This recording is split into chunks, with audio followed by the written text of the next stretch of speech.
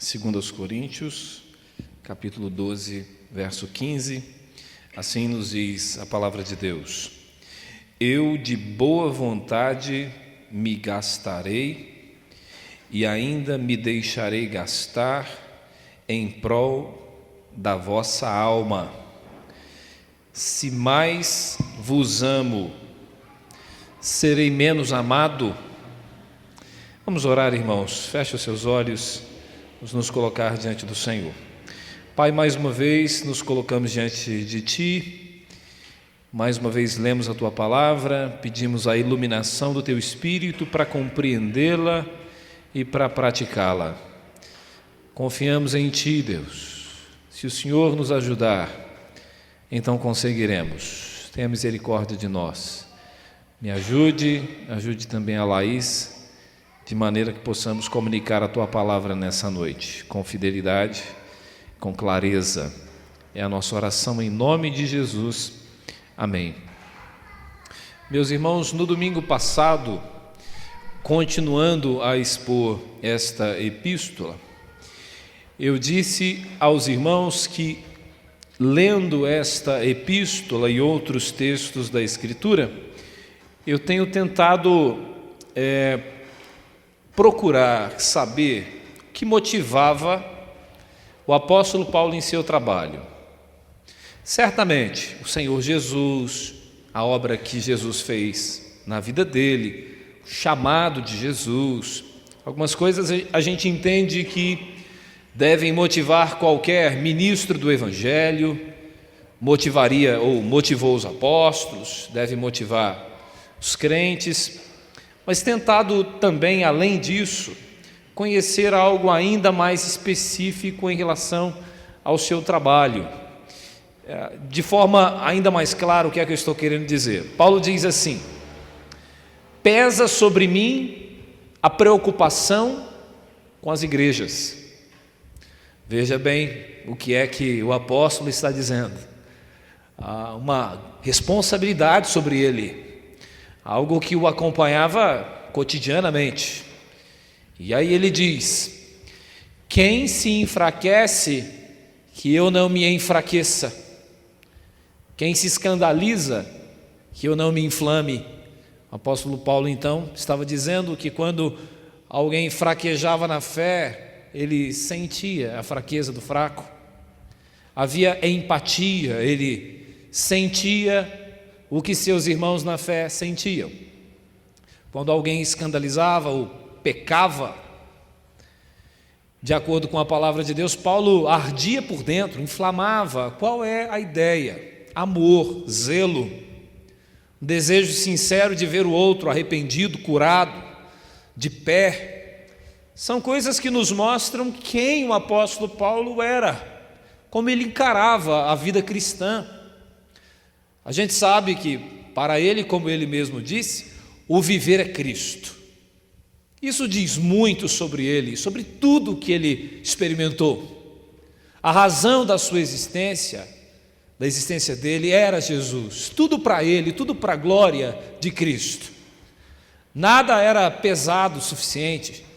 Não havia preço que ele não pagasse. Jesus Cristo é a pessoa mais importante da história. É a razão da existência da igreja. Já faz algum tempo eu tenho falado isso repetidamente em nossa igreja. O que nos move a estar aqui, o que nos move a servirmos a Deus, porque somos cristãos, o que esperamos, o que queremos. E temos sempre nos perguntado isso: Jesus é suficiente para você? Jesus é suficiente para você? Ou estamos à procura de algo a mais?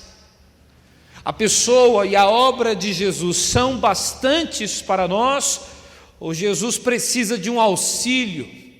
Precisamos criar algum atrativo, pendurar em Cristo algum adereço, para que Ele chame ainda mais a nossa atenção, como se Ele não fosse suficiente, o Evangelho não fosse suficiente. Devemos evitar isso. Às vezes queremos atrair as pessoas, oferecendo alguma coisa, fazendo alguma promessa, e parece que Jesus não é o suficiente.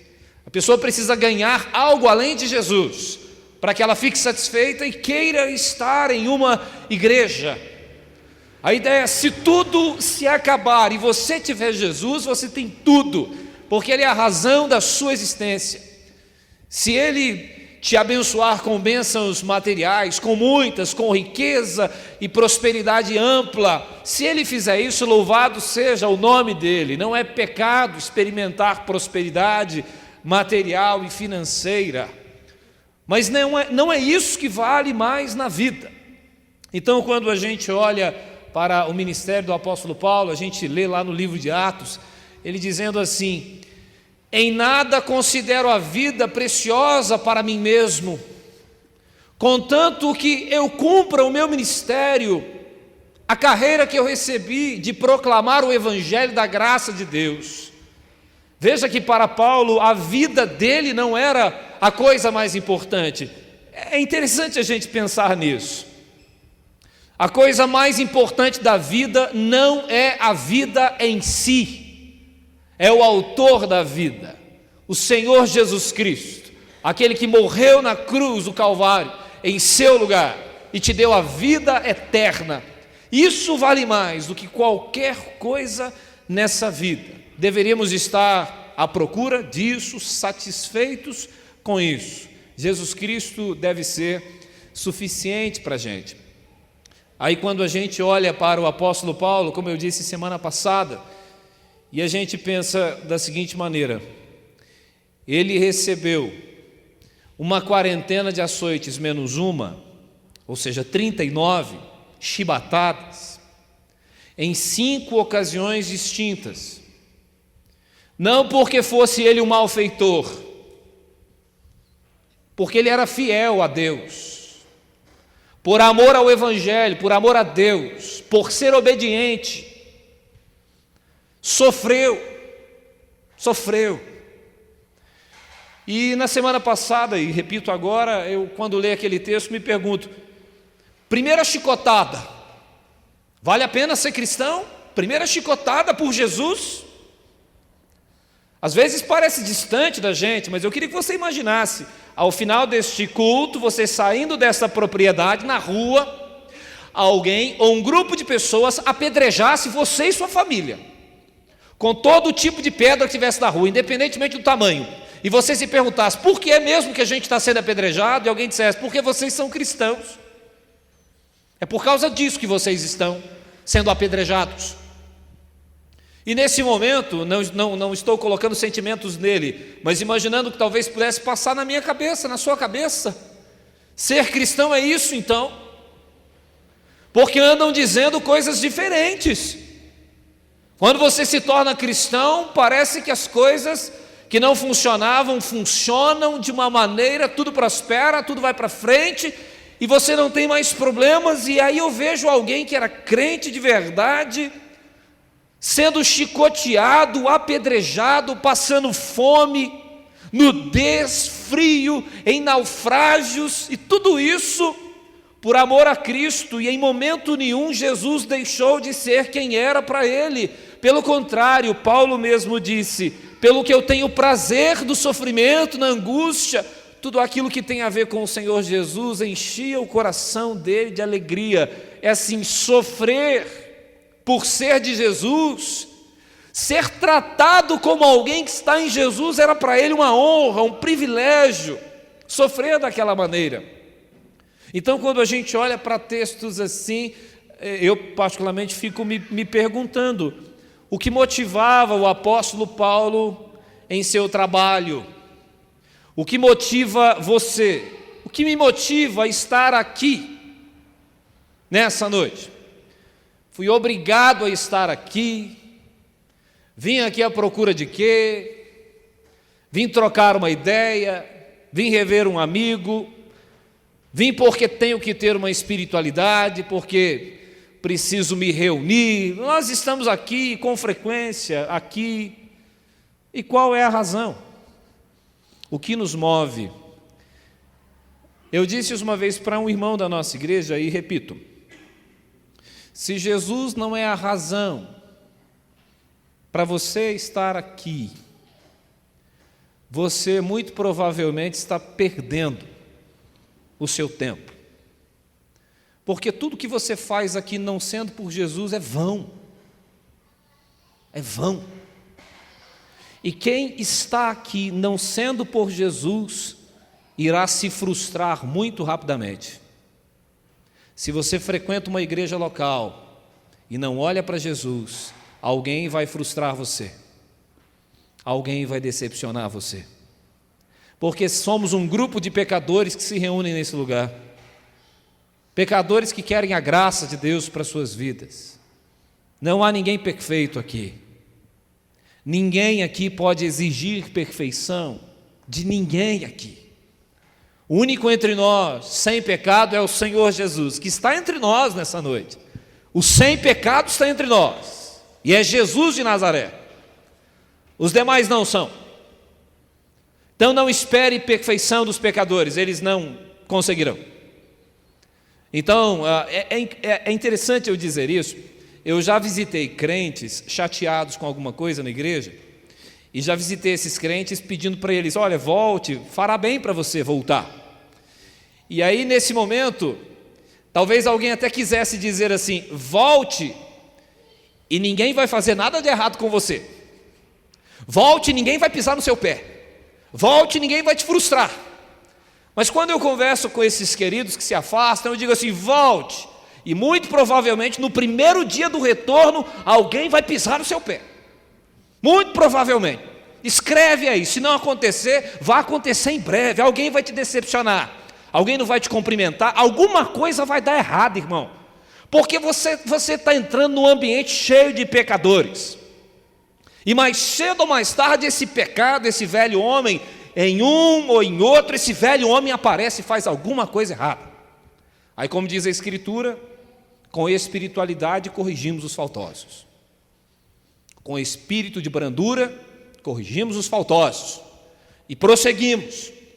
Mas, às vezes, um outro episódio acontece. Então, olhando firmemente para o autor e consumador da nossa fé, Jesus Cristo, nosso olhar deve ser para Jesus.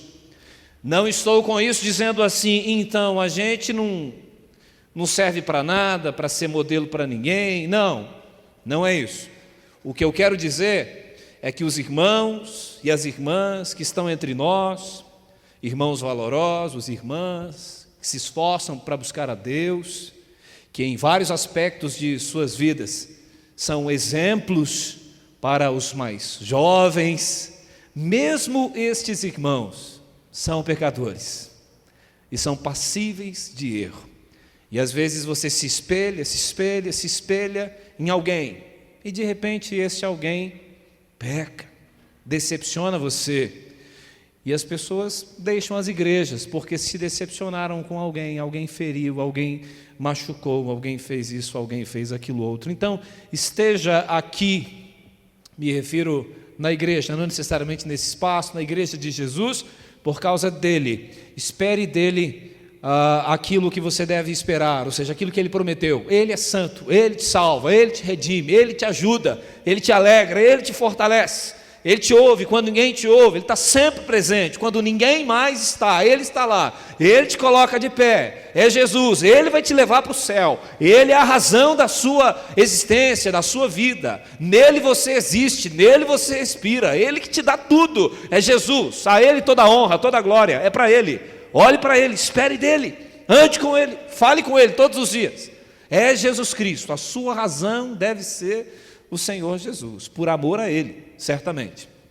E pensando nesse aspecto todo, que move alguém, que deve mover o crente, que deve mover uma igreja, qual deve ser a razão da existência da igreja, a gente se depara com esse texto aí, o verso 15. E Paulo usa duas palavras muito importantes aqui. É apenas um versículo, e neste versículo, cada palavra aí é muito importante. Paulo diz assim: eu gastarei tudo. Observe, verso 15: me gastarei. Algumas versões dizem gastarei tudo. A ideia da construção aqui, na língua grega, é gastar e me deixar gastar. Eu gasto o que tenho e deixo me gastar.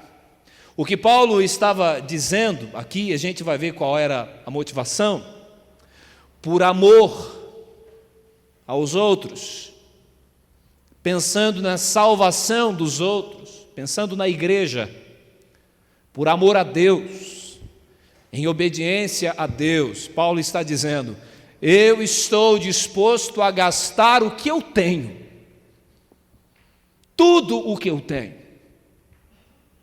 Se é em favor de uma alma, se é em benefício do outro, da salvação do outro, para o bem do outro, não há limites, gastarei o que eu tiver, tudo o que eu tenho está à disposição.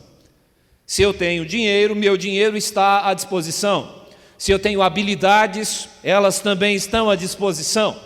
O meu vigor está à disposição, o meu tempo está à disposição. Tudo o que eu tenho, eu gastarei tudo em favor do outro, em prol das vossas almas. Paulo estava dizendo isso para a igreja em Corinto.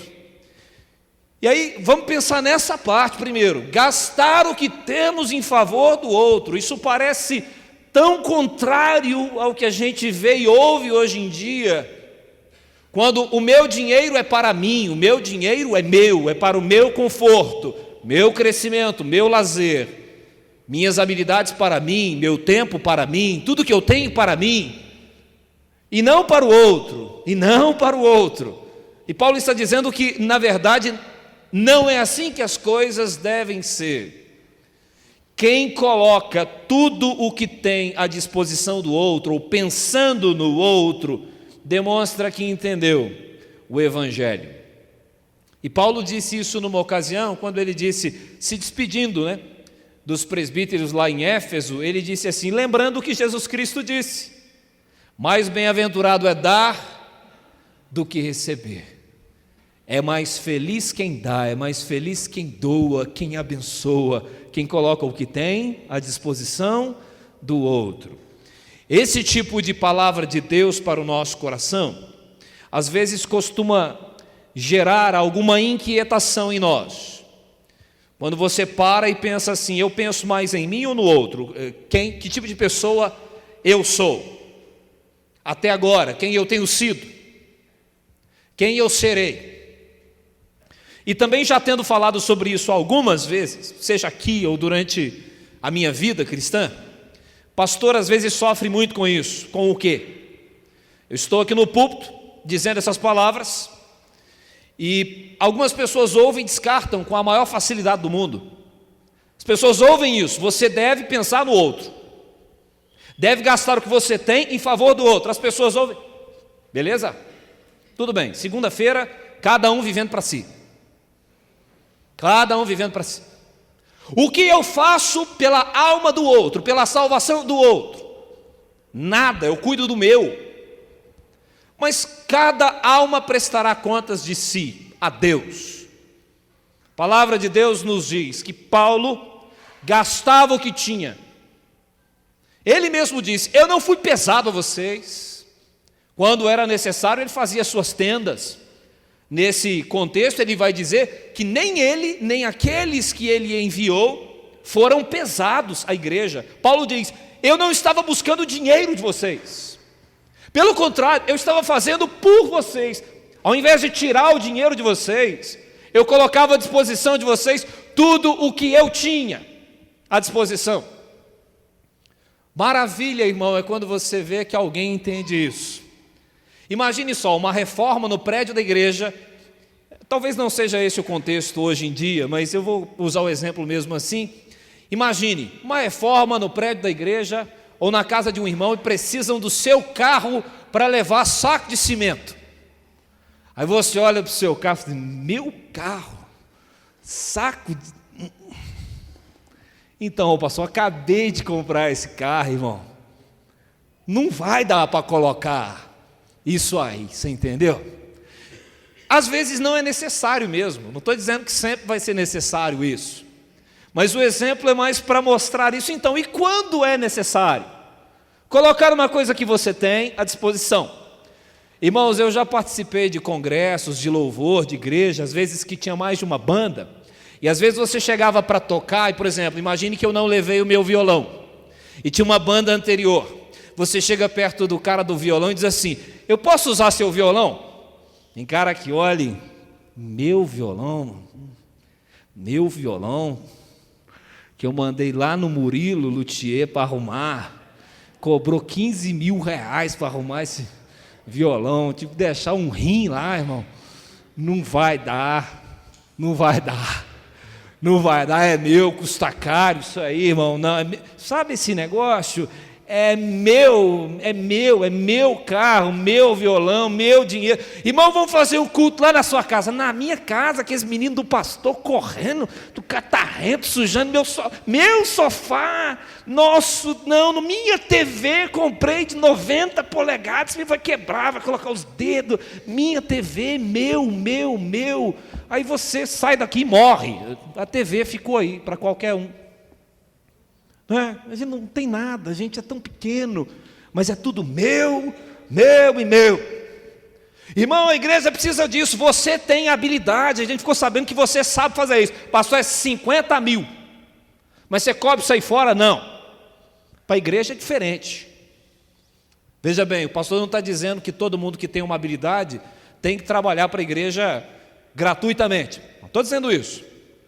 Muito embora eu seja filho de carpinteiro e pedreiro, e tenha visto meu pai trabalhar construindo vários prédios sem cobrar um centavo.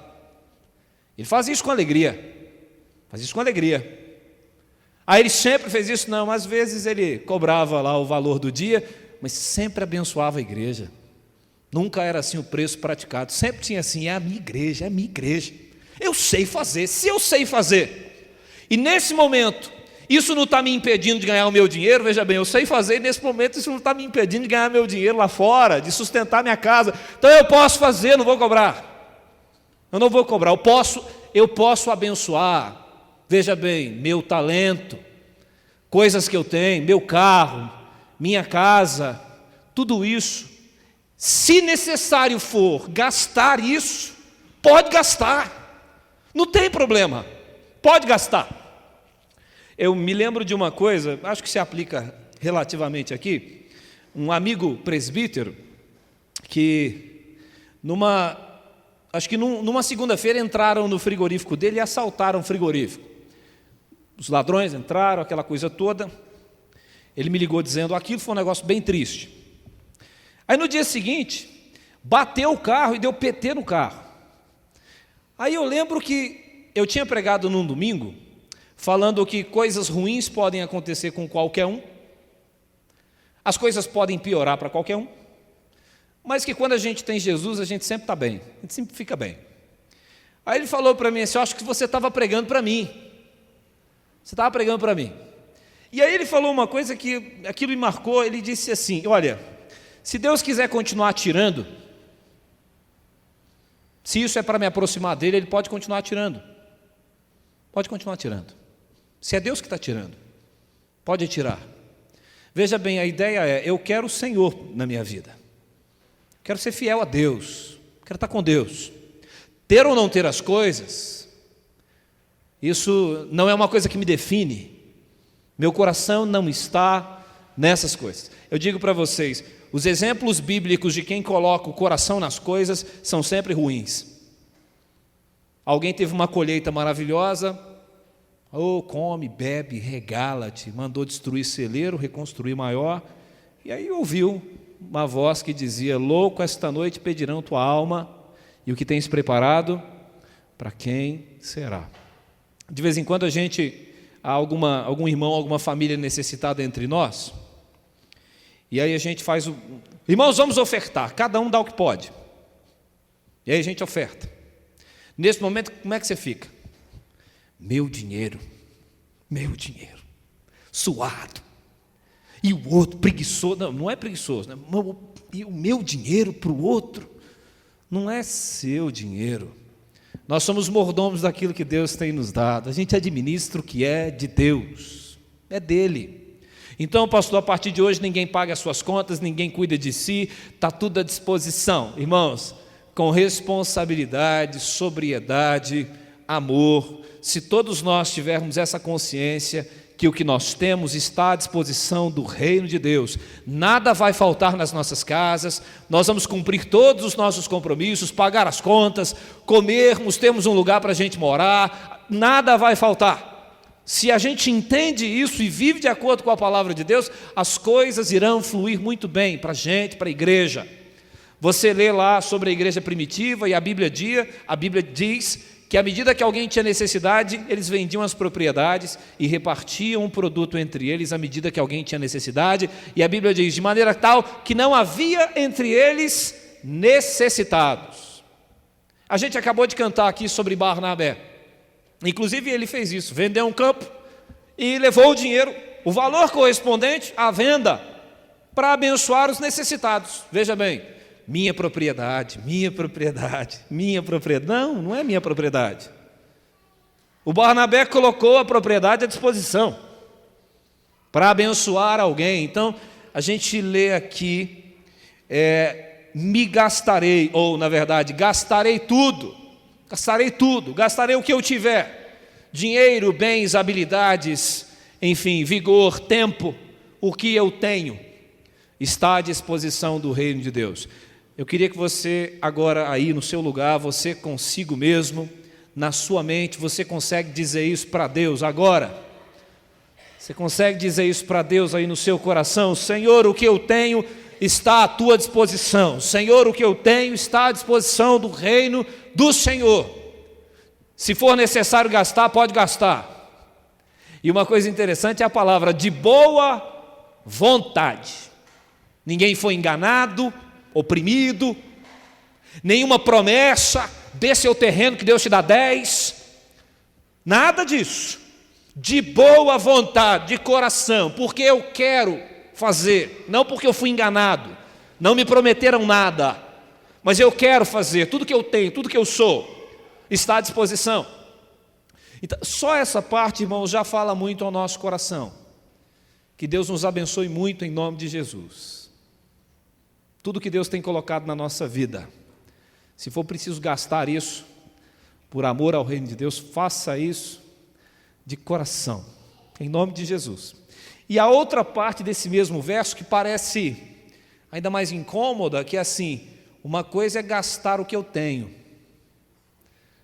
outra coisa é gastar o meu corpo, a minha vida, a minha saúde. Paulo, os irmãos observam no contexto anterior, fome, sede, frio, nudez, foi fustigado com varas, açoitado, apedrejado. Que tipo de dano isso causa ao corpo de um ser humano? O quanto isso danifica o corpo de um ser humano?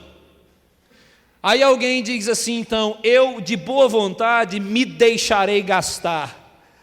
Sabe, se necessário for, se tiver que ser açoitado, eu serei. Se tiver que ser apedrejado, eu serei.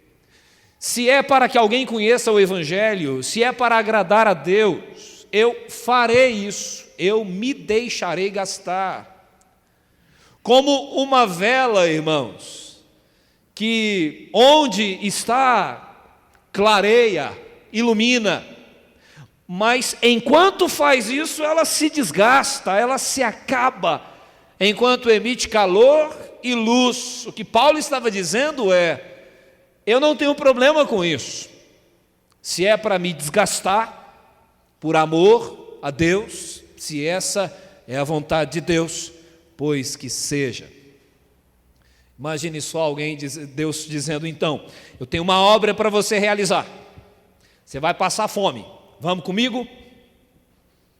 Senhor, mas o médico disse que eu tenho que comer de 3 em 3 horas. Não, mas é para passar fome, sede, nudez. Falou, Senhor, aí não dá, tenho muita vergonha, ficar pelado para te servir, não dá. Outra coisa, tem uma missão para você, a gente vai ter que pegar um navio, e ele vai afundar, vamos comigo? Senhor, eu posso morrer, Senhor, aí é demais, eu tenho criança para tratar, tenho umas contas para pagar, se bem que isso seria até bom, ficaria aí, né? Mas me gastar minha vida. Eu tenho uma missão para você, você vai ser açoitado, vamos comigo? Senhor, mas isso dói, eu tomava varada quando era menino, minha mãe, isso já doía, imagina ser açoitado, esse negócio deve ser doido, tomar pedrada, vem comigo. Senhor, mas se eu tomar pedrada vai doer, já tomei pedrada quando era menino, isso dói também, mas, Senhor, está ruim de andar com o Senhor, está ruim de te servir, porque o chamado do Senhor custa caro, o chamado do Senhor o Senhor vem em primeiro lugar, não importa o que vai acontecer com o meu corpo.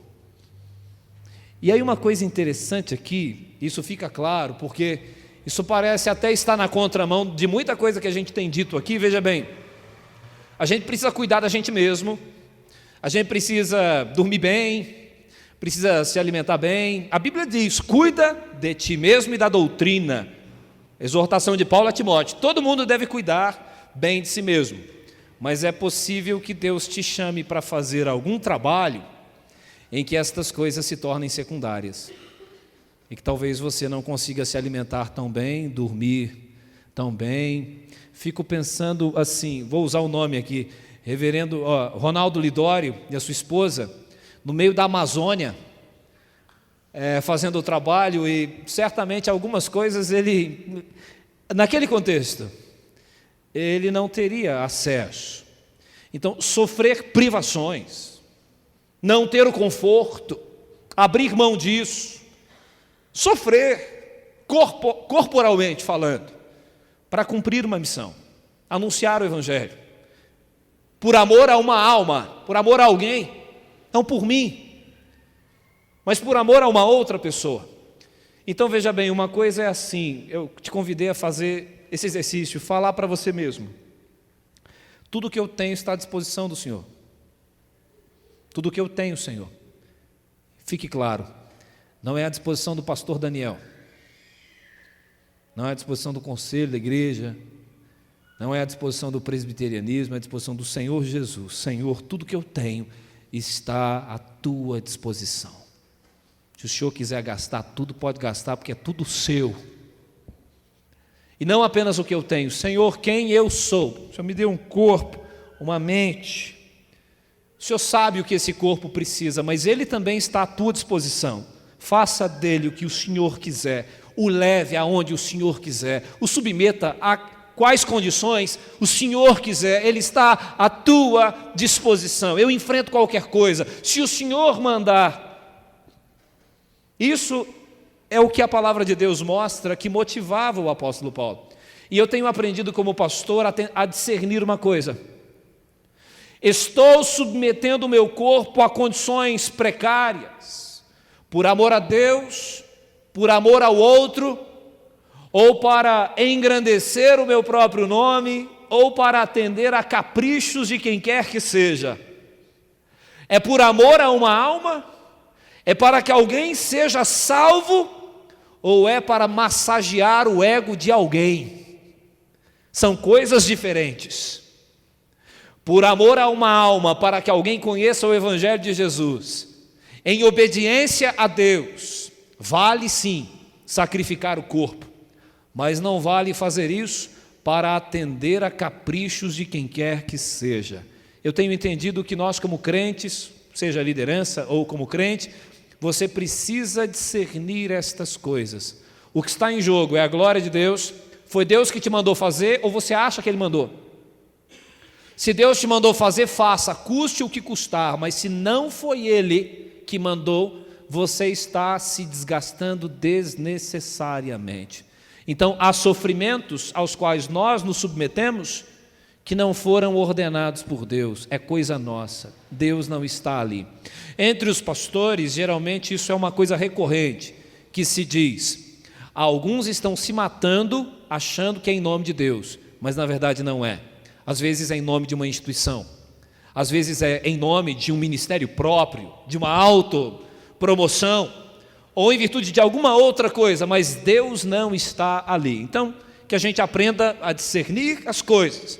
Se Deus mandou, se é por amor a Deus, se necessário for, se submeter a uma condição precária, então, meu irmão, se submeta, porque é melhor agradar a Deus. Certamente, a gente existe para agradar a Deus. Então veja o que motivava o apóstolo Paulo: de boa vontade gastarei tudo e me deixarei gastar em prol da vossa alma. E aí vem a pergunta retórica do final. Queria que você pensasse nela. Veja bem o que Paulo diz: se mais vos amo, serei menos amado? Veja a pergunta que Paulo fez à igreja. Precisamos entender o contexto. Qual era o contexto? Falsos mestres acusavam o apóstolo. Parte da igreja estava com os falsos mestres. Paulo estava defendendo o seu apostolado. E nessa defesa ele mostra como ele amava a igreja. Ah, você não é de verdade, Paulo, você está destruindo a igreja. E ele vai dizer: não, pelo contrário, eu gastei tudo, gastarei tudo e me deixarei gastar por amor a vocês, eu sou de verdade. Aí Paulo diz à igreja: então, eu amo muito vocês e sou menos amado por vocês. O que Paulo queria fazer aqui é o seguinte: que o amor que vinha de Deus, passava por ele e chegava à igreja, que isso constrangesse a igreja a tratá-lo com a dignidade devida, ou levar a igreja a uma reciprocidade do amor. O apóstolo ama a igreja, que a igreja amasse também um apóstolo. Mas ele já havia identificado uma realidade: o apóstolo ama muito uma igreja que o ama pouco. O apóstolo ama demais uma igreja que o ama de menos. Essa era a realidade com a qual ele estava lidando. Aqui ultrapassa o limite da igreja. Não sei se você tem amado muito ou de menos alguém. Isso às vezes é realidade dentro de casa ou na igreja.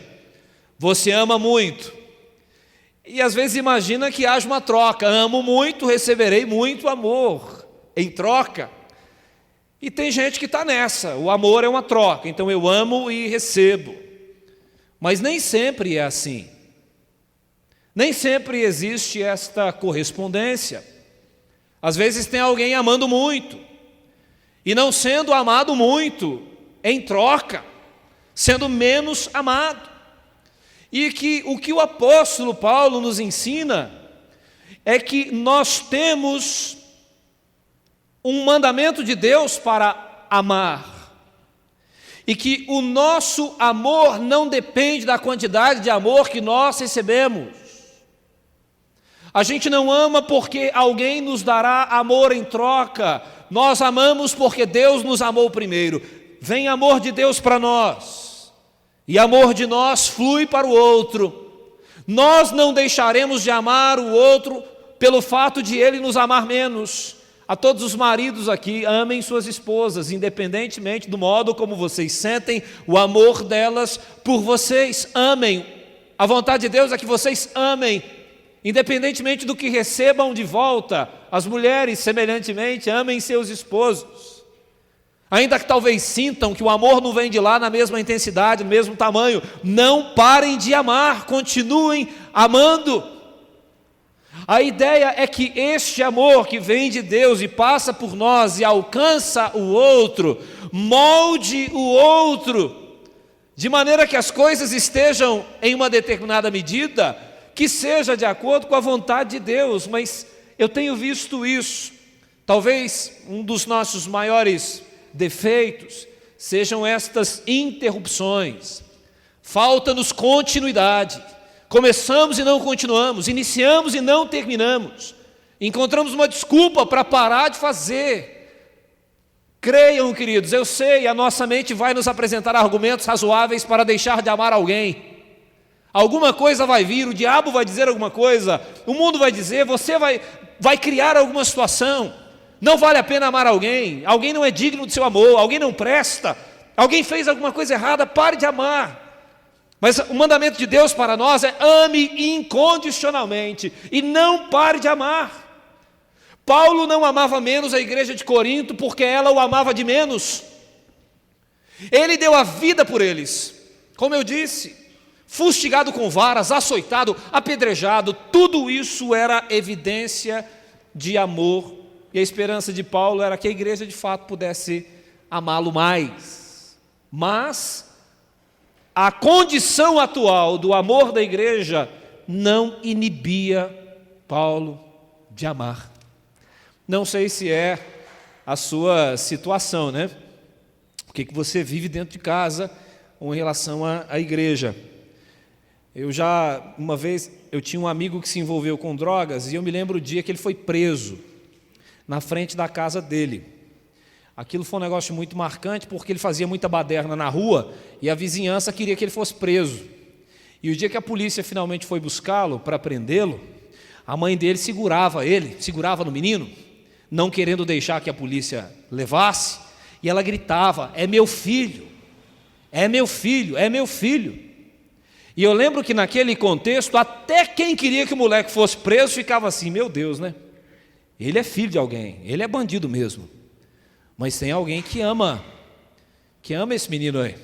Não estou dizendo assim, então os bandidos não vão pagar. Não, não é isso. Hoje, pela graça de Deus, ele saiu da bandidagem, ficou alguns anos preso, constituiu família. E quando eu olho para aquilo, eu falo, então, alguém fora do crime, alguém em casa, criança, mulher, tocando a vida, não foi vencido pelo crime, glória a Deus, menos um aí. Mas tinha uma mãe ali, irmão, tinha uma mãe ali amando. Mas esse menino, eu falei, então, você não vai exigir dessa mãe que ela deixe de amar o seu filho porque ele se envolveu com o tráfico, ela vai amar. Então, irmãos, lembrem-se disso, o mandamento do Senhor para nós é que a gente possa amar os outros, e amar os outros não de palavra, amar de fato e de verdade. Eu sei que às vezes tem gente que gosta, e não é errado certamente, do amor que é colocado em versos, né, em prosa, do amor que é vocalizado, do amor que é cantado, desse tipo de amor. É sim, de fato, uma expressão de amor, uma forma de demonstrar amor. Mas no caso do apóstolo Paulo, o modo como ele demonstrava o amor era: tudo o que eu tenho é seu, se você precisar. E tudo o que eu sou é seu também, se você precisar. Não estou dizendo que temos que optar entre um e outro. Então, quem é bom da prosa, do poema, que continue, mas que não falte ações de amor, ações objetivas de amor, que ele não fique só na palavra bonita, mas que seja um amor doador, um amor sacrificial, um amor que te faz enfiar a mão no bolso e abençoar alguém, amor que faz colocar o seu carro 0 quilômetro à disposição de alguém que está precisando dele, a sua casa, o seu conforto, tudo à disposição de alguém, inclusive seu próprio corpo, seu ser, quem você é, à disposição de alguém. Que Deus possa aplicar essa palavra aos nossos corações. Por que você veio aqui hoje? Por que você frequenta uma igreja? Por que você é crente? Jesus é suficiente ou você quer alguma outra coisa? Quer alguma outra coisa? Veja bem, imagine o pastor Daniel vestido de chapolim aqui na frente para te agradar. Dá para imaginar? Daniel vestiu de chapolim para pregar. Por quê? Porque o povo gosta. Não vou. A ideia não é essa. Definitivamente. Vamos fazer alguma coisa para que o povo goste. Então a gente está querendo agradar a Deus, né, irmão? A gente quer que Deus goste, que Deus se agrade. Nosso objetivo é esse. Uma igreja governada pela palavra de Deus, uma igreja governada pelo Senhor Jesus, que Ele se agrade de nós. Os resultados não nos definem, são as nossas ações, é o que Deus vê em nós, é isso que nos interessa. Pecadores, todos nós aqui, irmãos, todos pecadores, todos carecem da graça de Deus. O único modelo aqui é Jesus. Olhe para Ele firmemente, para o autor e consumador da sua fé. Não espere perfeição de pecadores como você. Isso não existe. só no céu. E em nome de Jesus, ame o outro, independentemente de quem seja o outro. Não pare de amar. Se o outro te ama de menos, continue amando. Se o outro odeia você, continue amando. O chamado de Deus é para a gente amar os nossos inimigos e orar pelos nossos perseguidores. Se o teu inimigo tiver fome, dá-lhe de comer. Se tiver sede, dá-lhe de beber. Nós não temos o direito de escolher com quem a gente convive. Pastor, mas tem gente que é difícil de amar. Eu sei, irmão, tem gente que podia dar uma ajudazinha, né? Irmão, eu quero te amar. O pastor falou que eu tenho que te amar. Você pode me ajudar? Eu te amar? Você tentar ser mais legal? Talvez funcione, mas talvez não, irmão. Vai ser difícil demais. Amar gente complicada é um negócio difícil, irmão. Mas quando você começa a olhar direitinho, você percebe que você é bem complicadinho também, não? É tipo assim, meu Deus, essa mulher é minha, uma mulher complicada. Aí você vai conversar com a mulher e falou, pastor, mas esse homem aqui, vou te falar, homem difícil, complicado. Você, meu Deus, quem tem a razão, né? Os dois, está tudo complicado, é tudo pecador, exigindo perfeição do outro. Não vai dar certo, não vai fluir. A gente precisa amar até as pessoas difíceis. Gaste o que você tem e quem você é, por amor a alguém, em nome de Jesus. E que o diabo não roube essa palavra do nosso coração, irmão, em nome de Jesus, que isso não fique só hoje, que amanhã a gente já se esqueça disso. Amanhã você já vai se encontrar com alguém. Lembra disso, eu preciso amar, eu preciso amar. Eu não existo para odiar ninguém, não tenho que odiar ninguém, não tenho que odiar ninguém, não tenho que guardar isso no meu coração. Preciso amar, perdoar. Tchau, amargura, sai isso, vou amar as pessoas. É isso. Mas elas não te amam. Eu fui chamado para amar, nasci para amar. Elas chamam de menos, ame mais. Ame mais. É o desafio para a minha vida e para a sua. Nós estamos na mesma pegada, na mesma corrida, a corrida do amor. Vamos orar? Feche os seus olhos, se coloque diante do Senhor.